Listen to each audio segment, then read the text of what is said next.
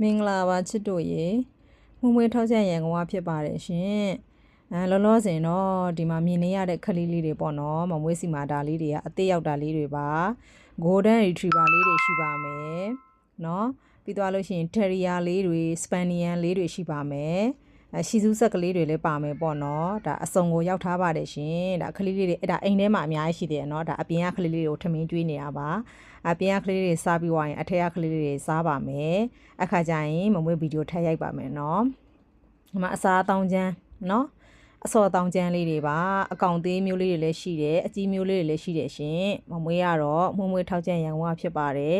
မမွေးတို့အိမ်မှာမျက်မြင်စိတ်ကြိုက်လာပြီးတော့ရွေးပြီးတော့ဝယ်လို့လည်းရတယ်ပေါ့နော်ရန်ကုန်ဆိုလို့ရှိရင်အိမ်ရောက်ငွေရှေပို့ပေးပါတယ်နေမျိုးတွေကိုဆိုလို့ရှိရင်လည်းကားကိတ်ကနေတဆင်းတင်ပေးတယ်ရှင်နေ